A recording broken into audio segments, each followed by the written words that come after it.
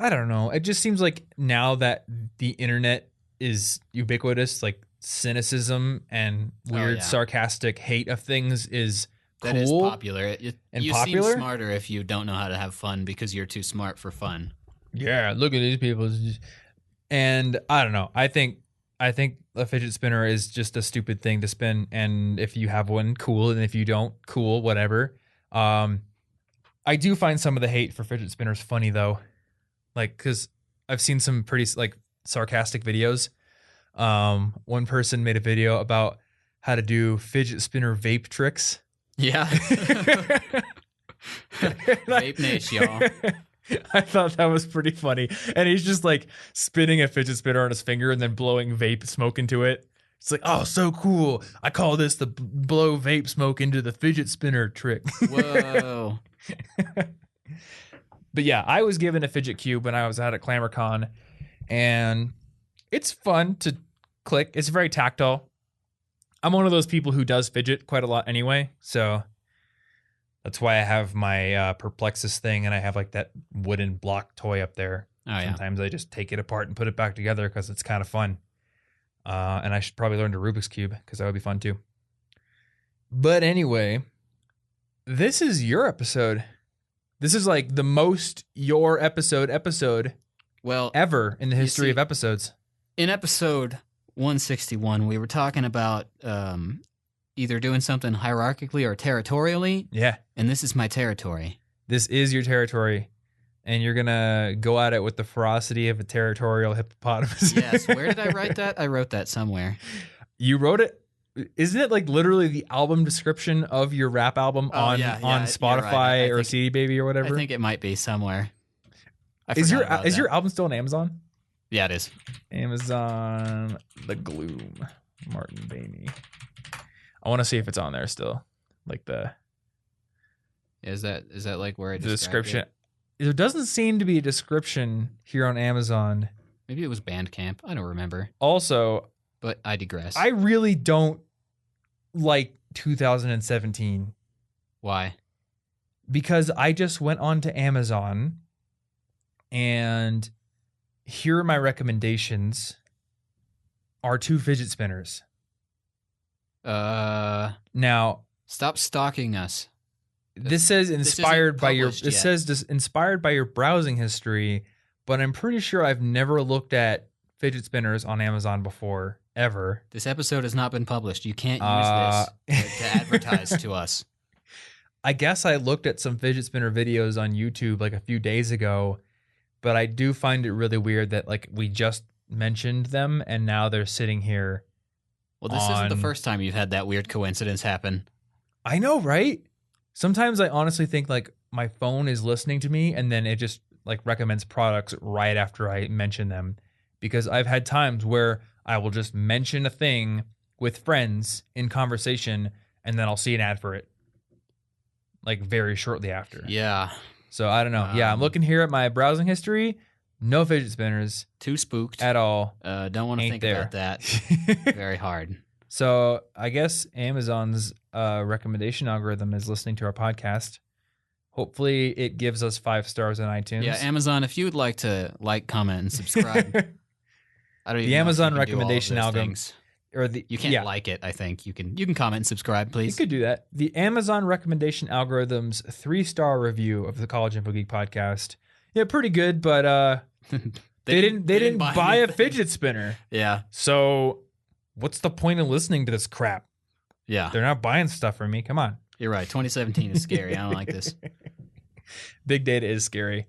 Every time I think about it. Actually, on that note, I will give everyone a new podcast recommendation. Ooh. Because I just found it yesterday. I really like the whole Relay FM family of podcasts, and they just came out with a new one. It is called, that's the bottom of my podcast thing here. It's called Download. And if you're interested in like keeping up with tech, then it's probably a cool podcast to check out. But they were talking about all these things that they heard about at the Google I/O conference. And basically they were saying Google's vision for the future is to essentially have like a camera built into your face at some point, and literally anything you look at, it will provide contextual answers on, which is both really cool sounding because, I mean, it would be kind of cool to just be like, look at a building and then all of a sudden, like, its hours pop up or its phone number pops up or it just tells you what's there. That's kind of a cool thing. But on the other hand, that much data, I don't know. I don't I'm just like saying, that. like, it's going to recommend me a lot more fidget spinners in the future. And I don't think I want one. But maybe I will. Yeah, I'm not comfortable with the future. Yeah. Everything's becoming pretty Blade Runner-esque. What are you going to do? What are you going to do? Become a hermit, live in the mountains, which means I'll never be able to podcast again. But it's okay because trees don't have ears and they can't leave us iTunes reviews anyway. Yeah. So I'm just going to, eat bears or something. They're like right up in the mountains. I can go fight one right now. You want to do a podcast episode like while fighting a bear? That'd be cool. We'll just each have a microphone and it's just like, hang on, I got a tip for this point. But first, I need to just like spear this bear. Yeah, the problem is that we're going to die and that's going to be like a snuff podcast because You don't know it's not that. gonna be good. Ye of little faith. I am of little faith right now. You just got to know the proper bear fighting techniques. I don't. Step 1, own an Abrams tank. That's what this episode's about now, the proper bear fighting techniques. And that's where we've been going all along. I knew I couldn't start a podcast with bear fighting techniques, but I knew someday I could. Someday. I could start with something a little more accessible and then slowly move into it. Yeah.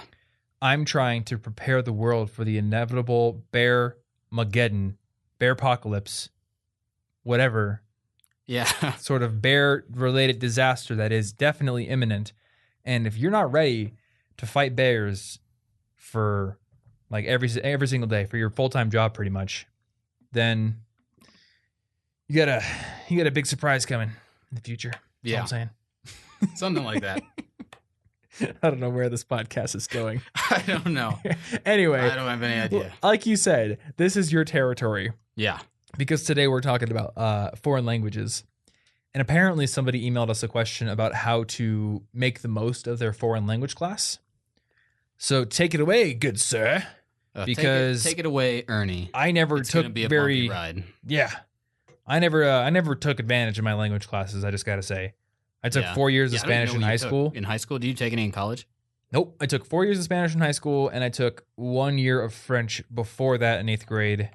And I can say some stuff about how my teacher ran the French class because I think he did a good job, but I definitely did not take advantage of that. Like for me, Spanish at the time was just a requirement, and I took 4 years because I needed 4 years to get a scholarship. So Yeah, and if you don't like have a passion for it, it's really not that much motivation to do anything other than pass. exactly. I really didn't have a passion for it. And now, like, if I were to learn a foreign language, I don't even know what I would learn. Like, maybe I would go learn Japanese again, but maybe not because I don't want to travel to Japan until I travel to some other countries. So maybe I would want to learn Italian because I want to go to Rome, or I don't know. I don't know. I have no clue. There are thousands of choices. But I know that you are passionate about languages. Yeah. So take it away, Ernie. Yes. So I've got 4 basic things, 4 main points in this. And the first one is that if you want to make the most out of your language class, you need to speak as little English as possible, preferably none in the class. And it always sounds obvious, but constantly when I was in class, you've got people, what page are we doing this on? Or how do you say that? Or they're chatting with their friends, saying things that, like, I know that what you're saying is simple and you do have the words to say it in this language. All of those things, if you just ask what page is it in the target language, you ask what the phrase is, how do you say something in the language, or even if you're just talking to your friends in the target language, I basically can guarantee that your teacher will be less mad if they catch you ignoring class talking if you're successfully speaking in the language they're teaching. Yeah, it does make sense. Because that's going to be kind of cool. Yeah. But the reason that you need to take advantage of it this way is your teacher speaks the language, hopefully. Mm-hmm. I've seen Community. It's not always true. But this means that you can always try out new words and phrases with them, and they can give you quick, accurate feedback, which you desperately need to naturally pick up on patterns and rules. We kind of absorb language. Mm-hmm. So, like, babies have their parents and family always speaking a language, usually one. But even when it's more than that, they pick up really quick because it's always, always, always there. But likely, when you're taking a French class, You get out of class, there's no French anymore. You're likely not doing anything in French. You need to maximize the one best resource that you have right now, which is your teacher who can speak the language. So let's break this down and do a specific example. Say I'm in class and I do want to ask what page something is on. But let's say it's an early class like Spanish 1 and I have no idea how to say any of that. I don't know what the word for page is. I don't know what the word for like what is, or are we on? Like I know literally none of it. Because this is something I dealt with in Japan when I was there. I want to say something, but I had absolutely no conception of how to say that at all. So would you just like write that down and maybe look it up later and start building up maybe a list of phrases that have come to mind that you want to learn? Or do you just like speak up and just mumble or what? I would say that, well, in the beginning of a lot of language classes, one of the very first phrases that they're likely to want you to learn, and if they don't say it, you should ask how to say it, is how do you say blank in the language? So like, ¿cómo se dice turtles en español? Something like that, so that you can ask questions and throw in the little bit of English you need. So how do you say what page in that? Ask these things early. Your teacher can give them to you really quickly. Or you can try to look it up later if you don't want to use it immediately, and then try it out at the next class. Like you look up these words on your own time and you're like, I think I'm going to say that. And then you go to class and then maybe they go around the classroom and they have each student basically answer a question. And for the most part, each student's saying the same thing. Like, hola, ¿cómo estás? And most people are just going to say, estoy bien, because that's the words they've learned. But if you've learned something else and you could be like, estoy maravilloso, I'm marvelous, then you tried out a new word, you looked up somewhere else, and your teacher is going to be able to immediately respond to that. And maybe they'll be pleased you learned a new word, or if you said it wrong, they'll correct you, and now you know a new word. There's something that you can get from testing all these things out, because you have to test them out, or you won't be confident enough to use them ever again. Yeah, that makes sense. So maybe if you see your teacher ask somebody else a question that you know you're going to be asked later on, and you've got some time, take that time to think of a different response that you might give. Yeah. And maybe it's something you don't know. A really personalized response was always really helpful for me. So one of the other points I've gotten here, one of the big points is to learn personalized vocabulary for that reason. So let's say a lot of programs, I'm just going to make fun of Rosetta Stone because I'm pretty sure that that's a phrase that they have in there, but the boy played with the red ball. Yes, you might learn how to say those things. Yeah. But I don't really ever need to say that, ever. Those words are not important to me. So what if you're into music, or you're a vegetarian, or you're obsessed with plants, or you like to program, and the teacher goes around asking questions, instead of sticking to those basic generic terms, the boy played with red ball, you can say something that means something to you. And when you've said something that relates to you personally, to the teacher successfully, what you've done now is actually communicated something in your new language, which is the point of language. Because if you're not communicating something personal to you, then all you're doing is just repeating memorized phrases that mean nothing. And that's never going to be motivating. So, como se dice fidget spinner vape tricks? No idea. I have no idea. It's very personal to me. But like, so I had a Chinese class, and when we went around, we had to say a food that we eat. Most people just said hamburgers because that was a thing. But I wasn't eating meat at the time, so I guessed the word for tofu just because I like tofu. And I was wrong, but she was excited that I tried it, corrected me, and now I was like, now I know how to say something that matters to me. I might actually say that in real life. Whereas in real life, I don't say the boy played with the red ball, but I might say I like to eat tofu. And from a general learning perspective, that is going to build stronger memories. Because anytime you process information at a biological level, there are neurotransmitters that assign like an emotional or just importance value to whatever you're intaking. And that will contribute to how strongly that memory is encoded. So if you are communicating things that are valuable to you because they are personally applicable to you, then not only are you going to remember, like, for instance, the word tofu. You're going to remember tofu better than you would remember hamburger because you like tofu or it's more important to you. But that is also going to serve to better encode the grammar around that. So because you wanted to remember to say, I like to eat tofu, because it was tofu and because your brain thinks that's important to me, you're going to remember how to say, I like to eat. And then that word as well, a little bit better by association. Because the boy played with the red ball, you don't care about that at all. So not only are you not remembering what red ball is in Spanish because you don't care about that, but you also won't remember how to say like played with or the boy or anything like that. Yeah, the whole phrase becomes more important when it matters to you. Mm-hmm. So basically, what's your major? What are your hobbies? What's your favorite food? Try and maybe make a short list, just 10 words, 20 words. Do something near the beginning and find the words that you interact with in your daily life because these words matter to you personally. And when you learn these words and you get to try them out, it makes language feel more like it's a part of you rather than just an exercise in pointlessly repeating generic sentences, which there's no reason to do that. Didn't you have a name for this technique?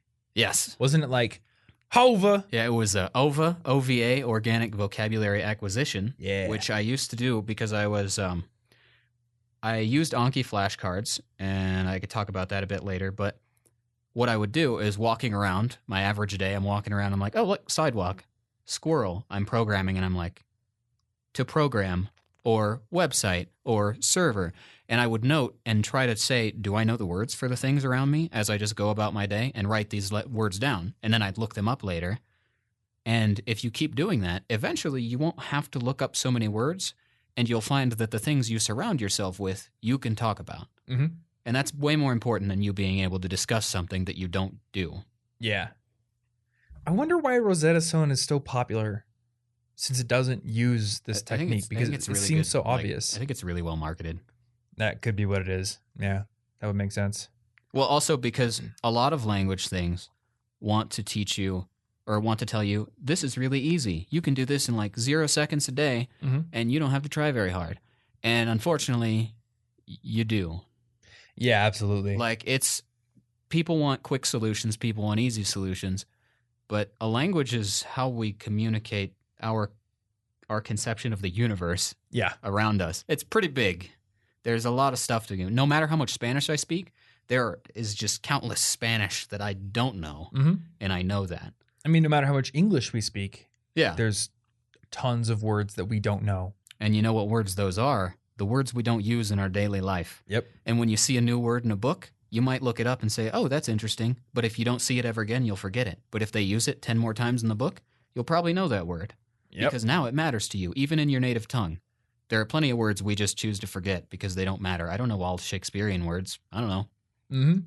So one thing that I will add to this tip to personalize the words that you study, your brain remembers things that are personally applicable to you or that are uncommon.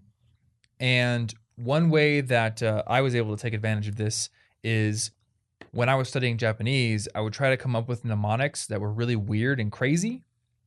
And I don't really know if I have one for Japanese that just comes to mind right now, but the one that's coming to mind is for remembering the capital of Finland, which is Helsinki. I came up with this like picture of a giant sinkhole to hell opening up and like these giant sharks jumping out of it. You don't think kindly of Finland, do you? No, I think Finland's probably great, but it doesn't matter where the sinkhole to hell is. Yeah. All I just remember is like there's a sinkhole to hell and there's like these evil sharks which have fins. So it's like fins and hell and sink. Helsinki is in Finland. And I remember Anna had to remember all the countries and capitals in Europe and do a test on them. And we made up a bunch of mnemonics like this, which really helped her to remember them because you create these crazy outlandish scenes in your head, which are really hard to forget. And then you remember it. So I remember in Japanese, I think the word for street is cho. So the mnemonic that Wani kind of came up with is picture like this really mean old lady standing in the middle of the street and her name is Mrs. Cho. And for whatever reason, like that picture was funny to me and she's like holding a baseball bat or something. And I just remember that now. Like there's all these weird mnemonics that came up.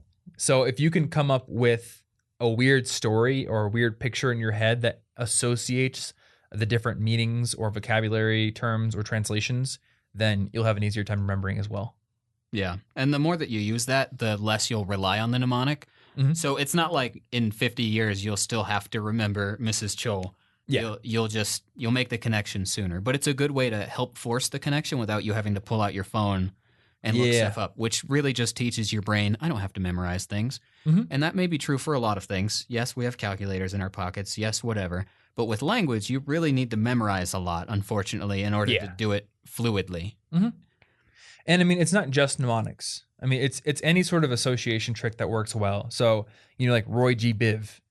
It sounds like somebody's name, but that's how you remember the order of the what is it, like the frequency, the order of the color spectrum. I think it's like the frequency of the waves or something like Wow, that. you really complicated rainbow.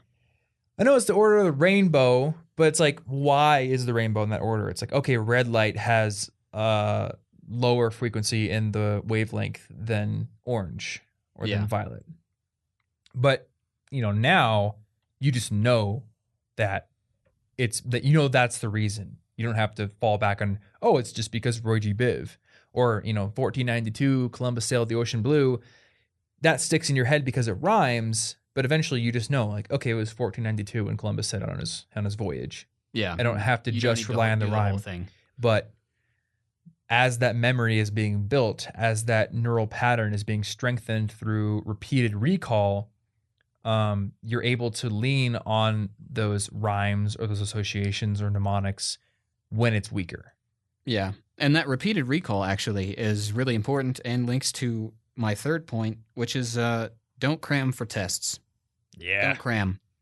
I realize you can do this for a lot of tests, but language classes, pretty much by default, are cumulative. Mm-hmm. You build upon the early stuff that you learn. You can't just forget present tense grammar and then be okay later. Yeah. So an alternative to this, and some of it is just doing your homework, just actively doing your homework and putting good effort into it and trying hard to understand all of it. That's good practice. It's pretty much the reason you get it.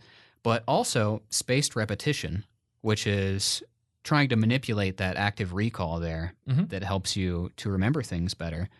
And so when I was in language classes, I used Anki, which is a really cool flashcard app that uses spaced repetition. And you have a video on spaced repetition, actually. Yep. And basically, it will have you go through your flashcard deck. And if you get a word right several days in a row, it'll be like, yeah, you know that word. We don't need to check on that word for another 2 weeks or so. Mm-hmm. And if you get it wrong, it'll say, we're going to check that out tomorrow until you start getting it right. So eventually, you're studying just the stuff that is important to study and not the stuff you already know really well. Yeah. Which is a great time saver, but you can do that with Anki, and you can create your own flashcard decks or download pre-made ones. Or if you really don't want to do that, you can use Memrise, which is a pretty cool app that uses the same kind of fundamentals, but with pre-made decks. It's a little more inconvenient to make a custom deck, but it looks pretty. I think you should make your own decks, though. Yeah. Well, I think that your own decks are part of the learning when process. you have the time, especially because in French class, I went through my textbook one weekend, and I put every single chapter vocabulary word from the end summaries into an Anki deck. Mm-hmm. And I gave the files to my classmates, actually, and I have no idea if they used them. I never double-checked. But every time a test came around, I knew 100% of the words because I was using this. Mm-hmm. Anki allowed me to learn the words over time, remember them over time, rather than, I hope I can remember it on the test, let's just guess. Yeah. Or let's cram so we remember it for the test day, but then the next day I don't remember that word. It doesn't mean anything. But Anki will put it in your long-term memory. Mm-hmm. This week's episode of our show is supported in part by FreshBooks. FreshBooks creates online accounting and invoicing solutions that help freelancers get paid faster and work more productively.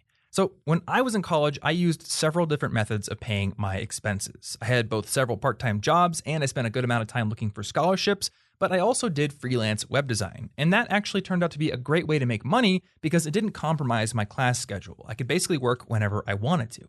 Now, while freelancing is great, one of the realities of it is that you have to learn how to do everything yourself. You are basically you incorporated, your business. And in addition to doing the actual work, which was coding websites, I had to do all of the other bits, including dealing with accounting and sending invoices. And back then, that was a pain. I had to learn how to set my own invoicing template up in Microsoft Word, I had to email them out to clients, and then I had to wait sometimes weeks on end for the checks to come in the mail.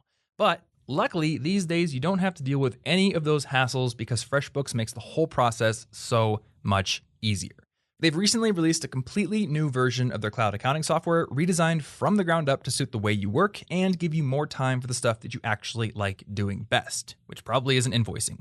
And in addition to those productivity gains, you also get paid faster. FreshBooks lets you create and send clean, professional-looking invoices in less than 30 seconds, and you'll also be able to see when your client has opened it, which eliminates the need for all those annoying follow-up emails like, hey, just checking in, did you see the invoice I sent you last week?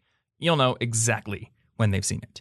And you won't have to worry anyway because you'll get paid up to 4 days faster since FreshBooks lets you set up online payments for your clients in just a couple of clicks. And as someone who has been both on the freelancer and client side of this relationship, I cannot understate just how convenient online payments are. So if you want to start getting paid faster and be able to spend more time doing the work that you want to be doing, give FreshBooks a try. And you can start for free today with a 30-day unrestricted trial by going to freshbooks.com/CIG and entering College Info Geek in the How Did You Hear About Us section. Thanks so much to FreshBooks for supporting our show.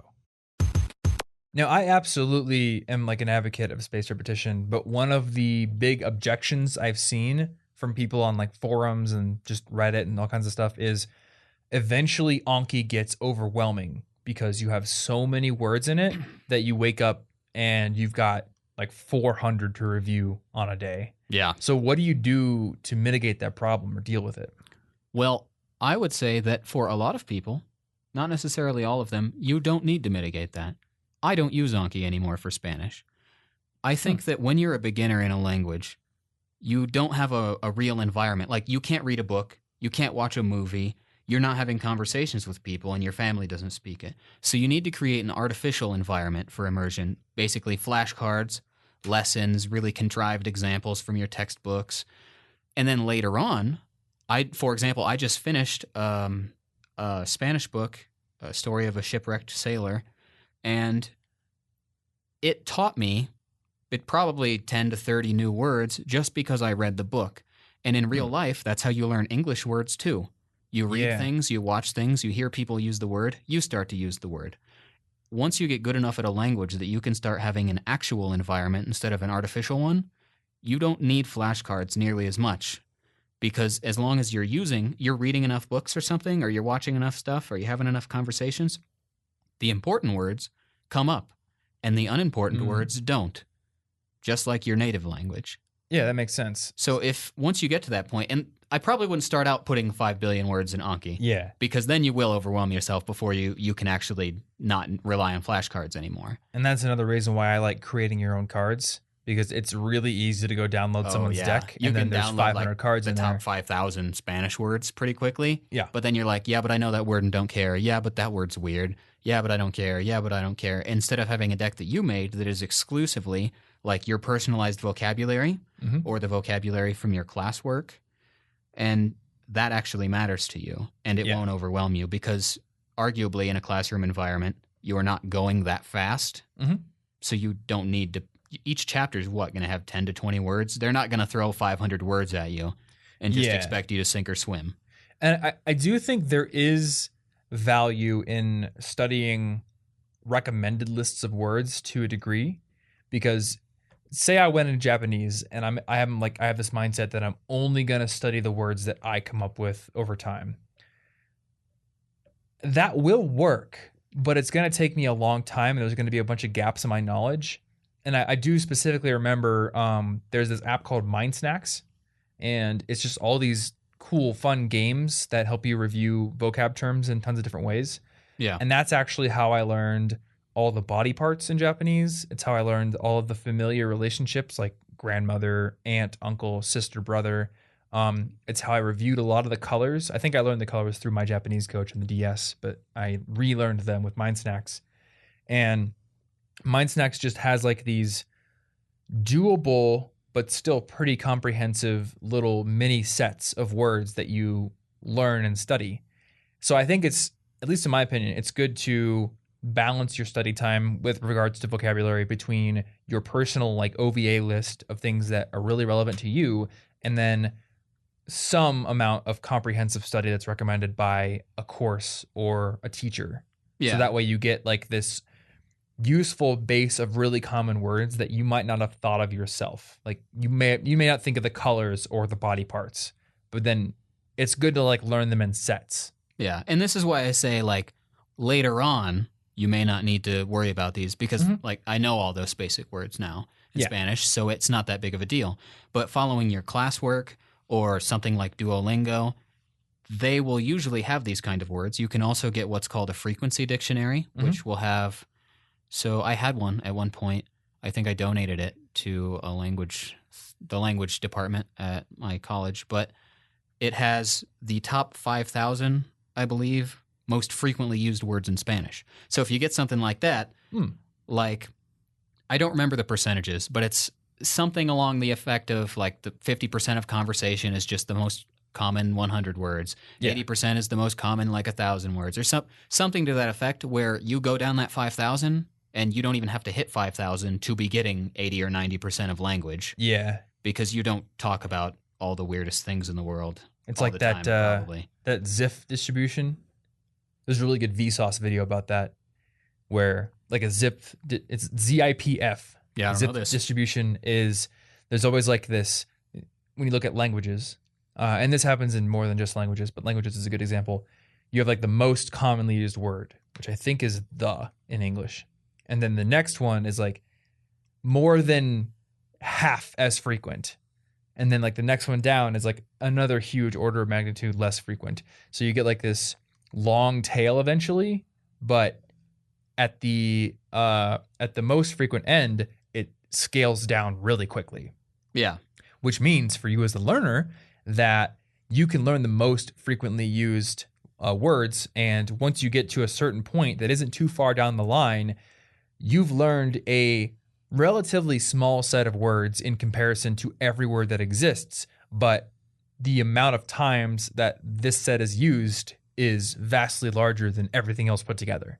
Yeah. I mean, what is it? In Japanese, there are, 2,000 kanji that you learn by the time you get through like school or something? The Joyo kanji, I think it's called. Base set? Yeah, it's like the 2,000 that's like most used in newspapers and general conversation. So if you can learn the Joyo, you can have conversations with most people in most contexts. Yeah, and like the point is, for the most part, learning all those average common words will help you. And then if you sprinkle on some personalized words, now you can speak to the average topic, but you can also talk about a topic that you like in a little more specialized way, because maybe my programming words that I learn are not in the top 5,000, perhaps. I don't know. Yeah. Because it depends on how many people of the average like population are talking about programming. Yep. And it's the same thing with English. Like, do you know what adroit means? Nope. Because that word just came to my mind, but I don't know what it means. I don't know. And like for the longest time, I've had like this vague idea of what shrewd means, but never like a concrete definition until I looked it up the other day. Oh, but that's okay because you have a vague idea because you just kind of absorb what it means. And you like read it like, figure it out. He was a shrewd politician or a shrewd king or something like that. And it's like, okay, I mean, I kind of have like this sort of general feeling of what that means. It's probably like the opposite of dumb or unobservant or unable to take advantage of a situation, but I don't really know exactly what it means because I don't use it very often. Yeah. And it doesn't come up in conversation very often. So I think a good like summarization of this with regards to Anki is, like you said, you have to build that initial artificial environment first where you're mixing up study of your own words and then those generally accepted, frequently used words that are important to know. But Anki getting overwhelming is not a reason to not use it in the beginning, because eventually you just graduate from that tool, just like you graduate from training wheels on a bicycle. Yeah, and if it's really overwhelming, I don't know about memorize. Well, I guess you can just choose whatever lessons you want to do. But in Anki, I know you can go into the settings and be like, I only have time for 10 new words a day or 5 new words a day and 15 review words. That way it doesn't hand you just 5 billion at a time. Yeah. And the other thing to note is there isn't a hard point at which you graduate.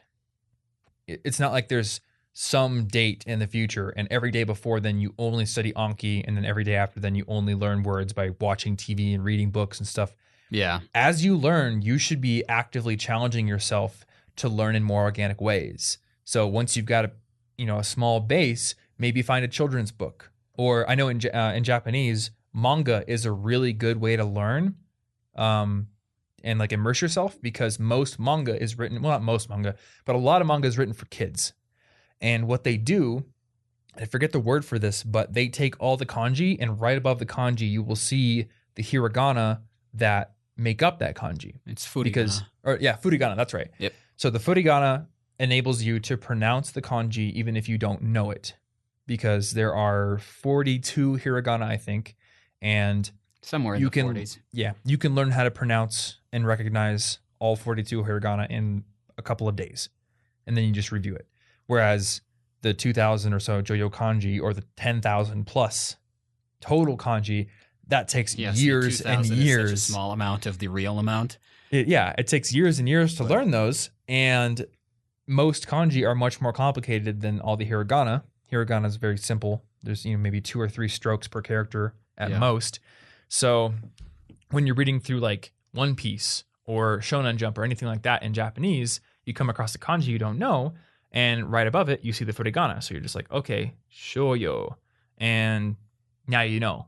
Maybe you don't remember it right then, but over time, as you're reading these stories that you're involved in and you're invested in, and you may eventually remember better. Yeah. Oh yeah, that kanji was shoyo. And again, if you're reading another manga, it's probably going to have it there, reinforces it, and it doesn't prevent you from enjoying that piece of media because it has been written in a way that even kids can enjoy it.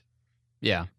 And you don't really graduate to the point immediately, like you're saying, but a good example of how I started to feel like flashcards aren't worth going for anymore is because, so recently, like I was talking about 161, I'm trying to fight some of that resistance to take language seriously. So I was like, maybe I should do flashcards again. Yeah. And then I tried to do that going through this book I was reading. And then I kept writing down words, and reading the book started to take so long because I was writing down so many words I wanted to learn. And then I'd look at the list of words I wrote down, and I'm like, oh, wait, I already remember like 80% of these. And I really dread the idea of putting it into a flashcard. I just want to read the book, and I'll remember most of them. It'll be fine. And that's, once it gets to the point where it feels less efficient to use the flashcards, and you can just do it and enjoy it and use what you need, then just drop them. I had that same problem with the book Cryptonomicon by Neil Stephenson, because he has so many cryptography terms and military terms in that book that I don't know, that when I tried to read it, like at least 5 times per page, I would stop and I'd be like, I don't know that word. I need to go look it up. And I had this idea in my head that, how you build up certain works of art that you haven't experienced yet, but are kind of like accepted to be really good, and you kind of you're like, that's going to be amazing to experience. Yeah, and then you try to make like the perfect experience of it. And you're like, I'm not ready for it yet. I got to have the right frame of mind or I won't enjoy it perfectly. Exactly. Like I knew that Game of Thrones was apparently like, one of the best shows ever made. And I'm like, man, someday I'm going to watch that. I'm going to really love it. And then I was like, but not now. Today's not the perfect time. So I'm going to go watch Marco Polo on Netflix instead. Marco Polo is not a bad show, but it's not Game of Thrones caliber. And I think a lot of times we delay experiencing that thing that we've built up in our heads to be like the best thing, and we'll do something else instead. And for me, the 2 Neil Stephenson books I've read so far, The Diamond Age and Snow Crash, are 2 of my favorite books of all time. So I actually have gone out, and I did this like 3 or 4 years ago. I bought every other Neil Stephenson book. So on my shelf, I've got Cryptonomicon, I've got the entire Baroque cycle, and I've got Anathem sitting there waiting for me. And I know I'll love them because it's Stevenson, but when I was sitting there trying to read Cryptonomicon, I kept running across these words that I didn't know, and I'm thinking to myself like, man, if I don't know all these words, if I'm not super up to date on war terminology, I'm not going to be able to immerse myself in this book well enough. So I guess I better go study all these words. And what ends up happening is I turn this book into a chore for myself, and I don't read it. Yeah. And I was reading that book back when we lived in Ames. So it's been at least 3 years since I put that book down, thinking I'd come back to it later. I have done the exact same thing. I've taken months to listen to a new album that I knew I'd love because I was like, yeah, but this album's going to be so good. I can't do it right now. I got to work. I really need to focus on this. And I've done it with books too, and then read an entire separate book while in the middle of one book because I was like, I don't have the time to focus on that. It's too good. Yeah. And then I start an easy one and I finish it. And that obviously does more to get rid of your immersion than just reading the book. Yeah, exactly. So I should probably just start Cryptonomicon again soon. But and not worry about... That's an English book. So this isn't like a crazy foreign languages are super impossible kind of challenge. This is just what humans go through learning terms. Yeah, exactly. I think I got it in my head that I would need to know a bunch of stuff because I remember like with the Baroque cycle, it's all about like the late 1600s, early 1700s, with like the Royal Society and all that stuff. And somebody online was like, it's so full of detail that you should go read like the Samuel Pepys letters and watch like all of Cosmos and just know all this stuff before you'll ever enjoy this book. You should have 10 doctorates or you're not allowed to read it. So now I have this resistance to starting that series because it's like, man, I want to enjoy it because I don't know enough yet. And I mean, there is a grain of truth to that because I do remember I tried to read Neuromancer when I was 14 years old, and I just couldn't follow it because Gibson does not pull any punches with his world building. He does a lot of like cyberpunky stuff. He'll throw in terms that he's made up. Like I'm pretty sure Stevenson made up the word avatar with regards to an avatar in digital world in Snow Crash. But Neuromancer also came up with several like cyberpunky internet kind of terms because it's a pretty old book. And when you read it, you have to kind of be like on the ball with the context and have a certain base of knowledge to really appreciate what he's writing about. And even now that I'm 25, I'm reading through it and I find it a little bit difficult to follow. So there is a grain of truth to that apprehension to starting something that you don't feel like you have the base for, but eventually you just get to the point where you put it off indefinitely. Well, it's going to be hard to know when you're ready. So at some point, you're just going to have to guess and say, "Maybe I'm probably ready. Let's just go for it." Yep. Because there won't be a clear, "Hello, today is the day you can read this book." Oh, thanks, Siri. It's not going to happen. And you can always read it again. Yeah, you can always reread it. The next time you will be more primed for some of those words you didn't know or some of that context you didn't understand. That actually brings me right back to language. As far as reading goes, and a lot of reading can become overwhelming, especially in the beginning. I know I tried to look at like a high-level novel when I was early on, and I was like, I can't read this.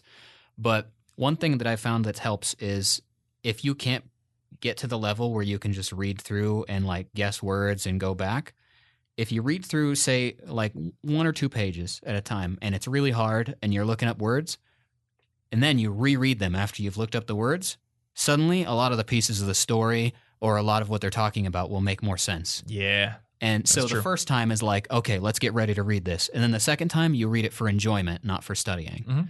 But you don't necessarily need to do a ton of that in the beginning because if you overwhelm yourself long term, you'll probably make yourself quit the language.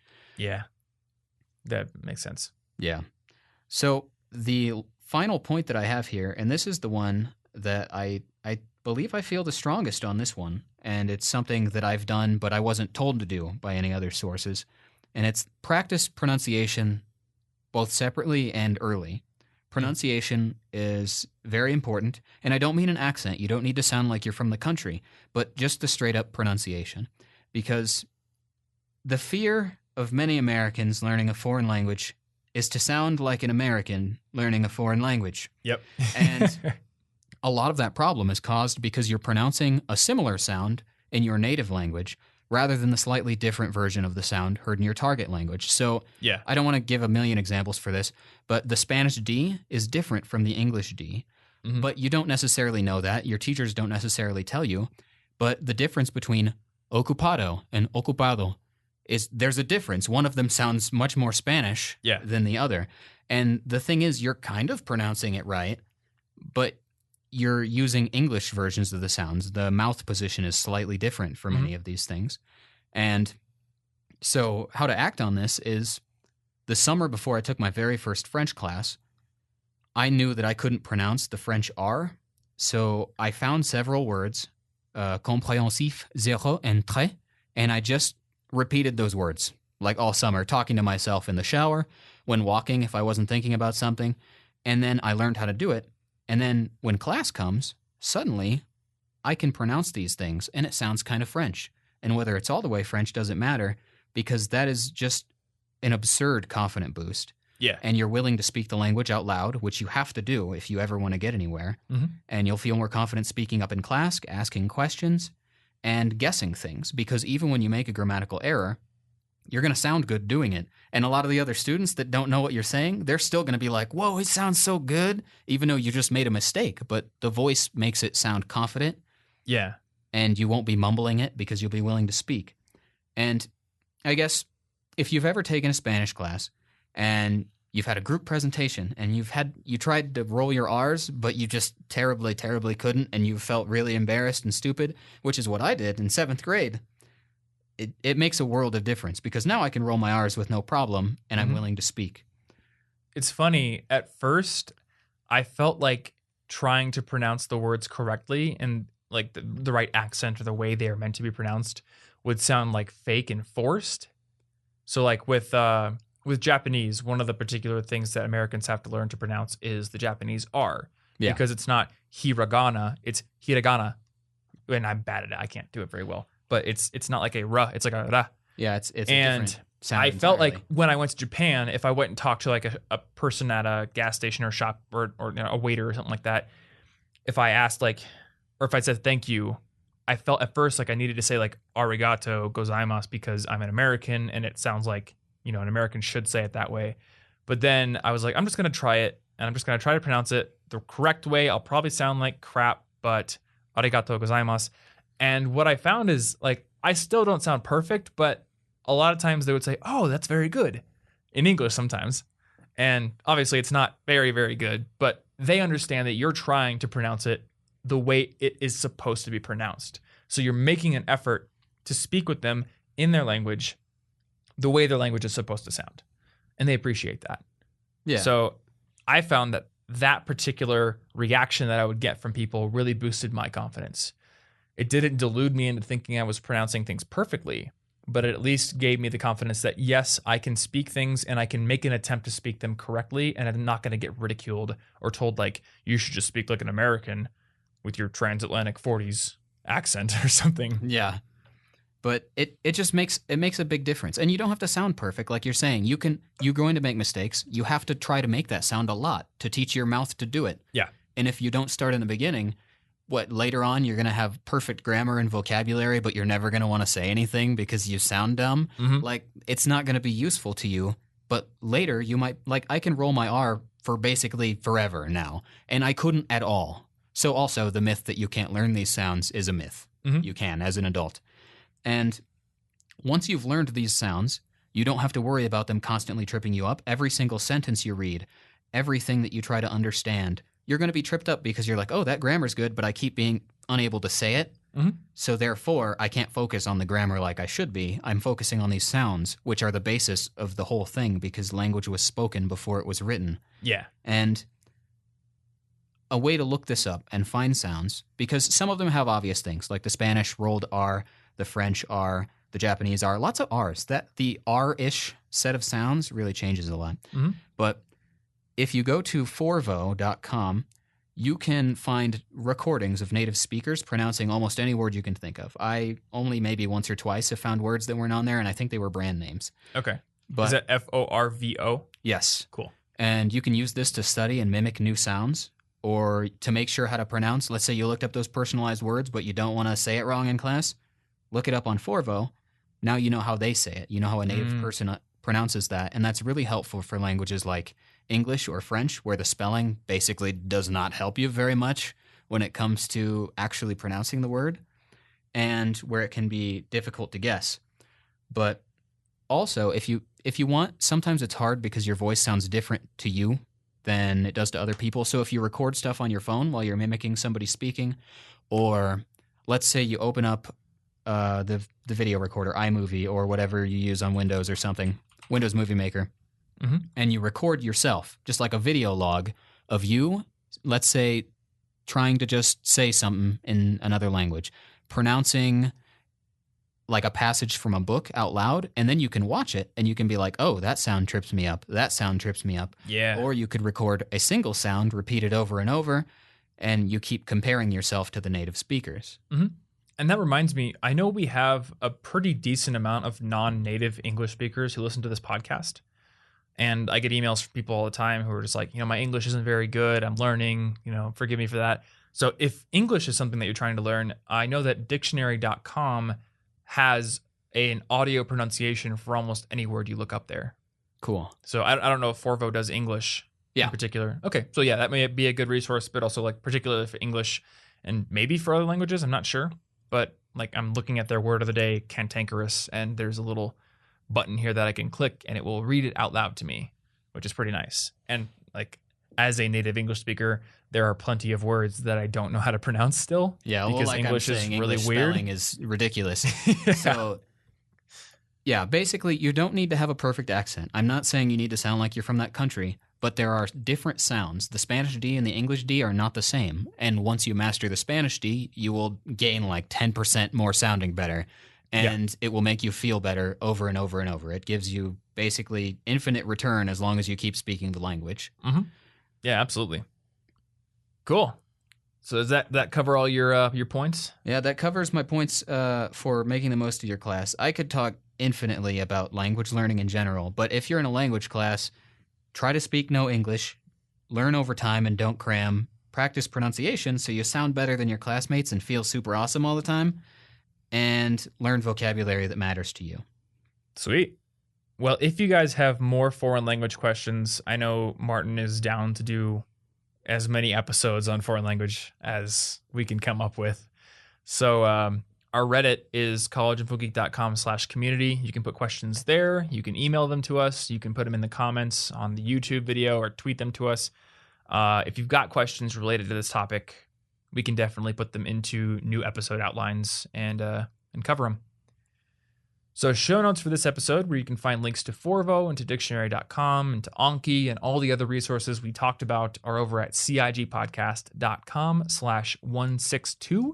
And you can also find some of our other favorite resources for becoming more productive or managing your money, and our list of books that we recommend as well over at collegeinfogeek.com/resources. Sometimes I forget we have like a short URL for the podcast. Yeah. That isn't the right URL. Yeah. collegeinfogeek.com/resources. So check that out. Thanks for listening, and we will see you guys in next week's episode. Stay cute.